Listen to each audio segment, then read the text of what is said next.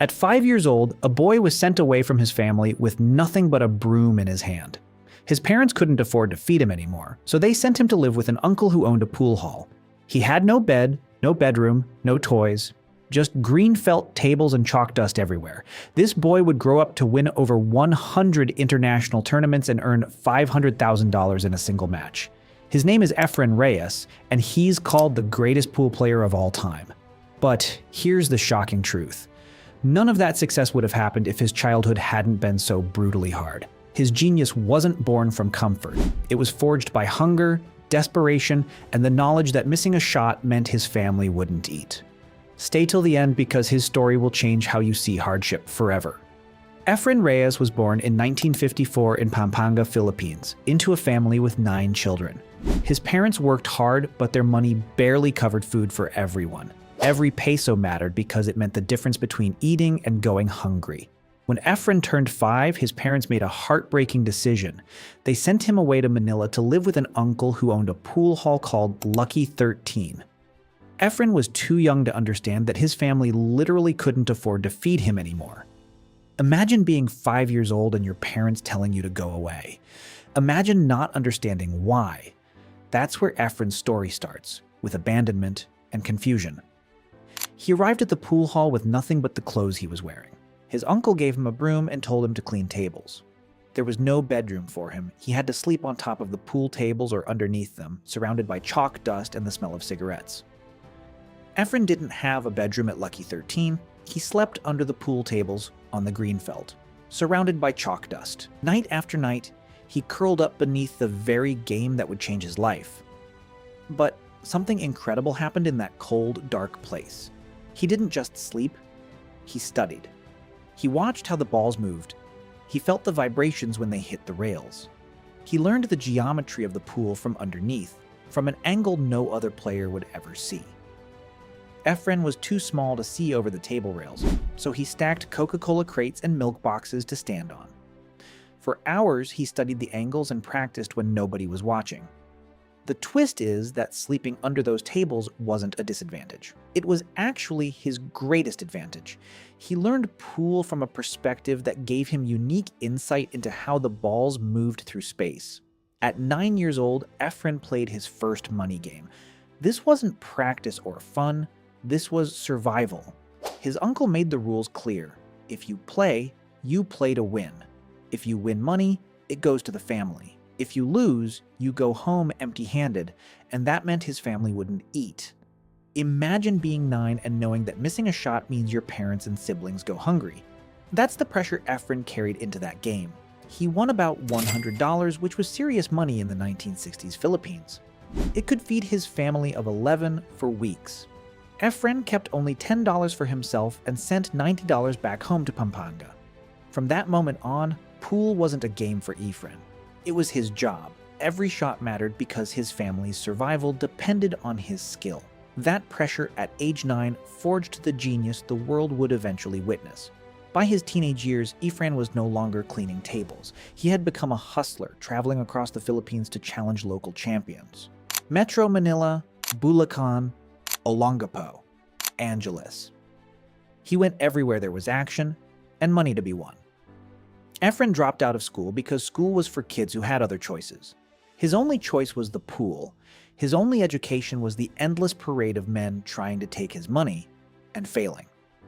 Better-off Chinese friends backed him financially and drove him to new towns. They believed in his talent enough to invest in it. By his mid-teens, he was widely considered the best player in all of the Philippines.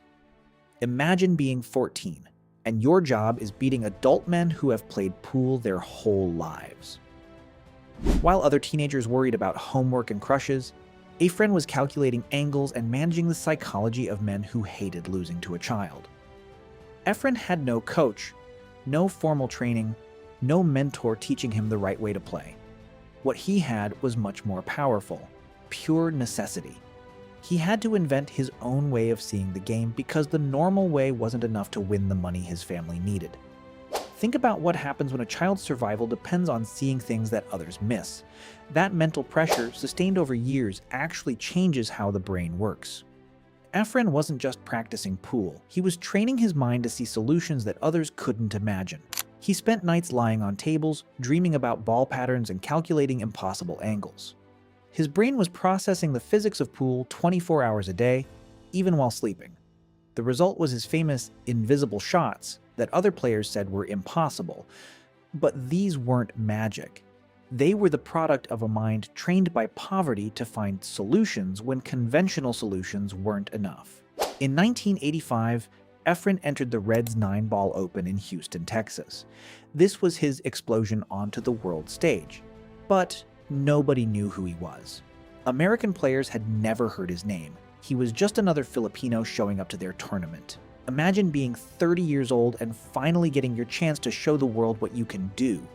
All those nights sleeping under tables, all those money games for survival, all that pressure finally leading to this moment. Efren didn't just win, he dominated. Match after match, he eliminated famous American champions. He executed shots that American players didn't know were possible. In one tournament, he proved that a boy who learned pool standing on milk crates could beat the best players in America. His hard childhood had finally produced its greatest result. Proof that poverty had forged a genius that nobody could match. From 1985 through the early 2000s, Efren built a record that had never been seen in pool. More than 100 international titles. World championships in both 8-ball and 9-ball, making him the first player ever to win world titles in 2 different pool games. 3 US Open crowns. Multiple wins in tournaments so difficult they're called the toughest on earth. Every title Efren won was a statement. Every championship proved that his hard childhood hadn't been wasted. It had been an investment that was finally paying off. In 1997, he beat Earl Strickland for a record $100,000 in a single match. In 2006, 42 years after that little boy first gambled for dinner money, he won $500,000 in Reno, Nevada. The richest prize pool had ever been paid. Despite becoming wealthy and famous, Efren remained humble. He shared his winnings with family and friends, never forgetting where he came from. Scientists now know that stress in childhood actually changes how the brain develops. A child under constant pressure develops a brain that is super alert and can process information quickly under extreme stress. Efren experienced this kind of pressure from age 5 onward, with the constant threat of hunger and failure. Efren's hard childhood wasn't just suffering, it was brain training. The pressure created a mind that could see solutions that most people would miss. His brain was literally wired differently because his neural pathways formed under acute survival stress. Efren himself explained it simply. He said his genius was the product of survival instinct, endless hours alone at the table, and a mind wired from childhood to see combinations others miss. He was describing what science now understands. Minds shaped by survival develop capabilities that comfortable minds never produce. This gave him advantages over conventionally trained players. While they had coaches and practice facilities, Efren had a survival instinct and a brain optimized for pressure. Despite becoming wealthy and winning over $500,000 in single matches, despite being called the greatest pool player of all time, Efren remained humble. He gave money to needy relatives and shared his winnings with friends. He stayed the skinny, almost toothless man with the shy grin that Time magazine wrote about. Humility isn't something Efren learned from books. His hard childhood taught him. A childhood where survival depended on being grateful for whatever you received, where he learned that everything could be taken away. He never forgot what it felt like to be hungry. Even when he had everything, he remembered having nothing. In interviews, he never boasted or claimed natural talent. He credited hard work, desperation, and endless hours of practice. His humility wasn't fake. It was real because his childhood taught him that everything you have is temporary. The only thing that matters is how you treat people around you. Now in his 70s, with over 40 years of competition behind him, Efren still isn't retired. He continues to play exhibitions and appears in events like the 2025 Philippines Open Pool Championship. He has joked that he'll keep competing until he turns 80. He's not playing because he needs money. He has more than he could ever spend. He's playing because pool is him. The hard childhood made him inseparable from the game. Leaving the pool would be leaving himself. Imagine being in your 70s and still feeling the drive to compete. Efren can't stop because the pool isn't just his career. It's his identity, his purpose, the thing that made sense of all his childhood hardship. His refusal to retire isn't stubbornness, it's loyalty. Loyalty to the game that saved him, to the uncle who gave him a chance, to the family he provided for, to the hard childhood that made him who he is. Here's the ultimate truth about Efren's genius. It wasn't born in luxury or comfort. His genius was forged in hardship, in poverty, in a Manila pool hall where a 5-year-old boy slept under tables and learned to see angles no one else could imagine. His hard childhood wasn't an obstacle to overcome, it was the foundation of his greatness. Poverty taught him something that privilege never could.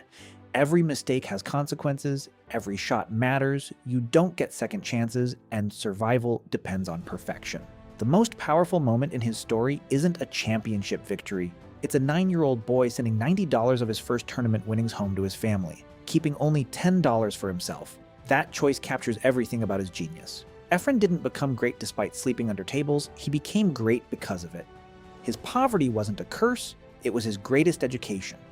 The hard childhood created a mind that nothing could break. Efren's hard childhood never really ended. Even in his 70s, even after winning $500,000 in a single match, even after being called the greatest of all time, he still carries it. He still has the mentality of that 5-year-old separated from his family. He still remembers gambling for dinner money at 9. That childhood didn't just create him, it became him. Hardship is a teacher that comfort will never be. Efren's genius wasn't a gift. It was earned through poverty, pressure, and the absolute necessity to excel. Subscribe if this story moved you. Comment below. Do you think hardship is necessary for true genius? Share your own story about how struggle made you stronger. Tell us what hardship shaped you. What difficulty forced you to develop skills you didn't know you had? Because Efren's story shows us that sometimes our greatest struggles become our greatest strengths.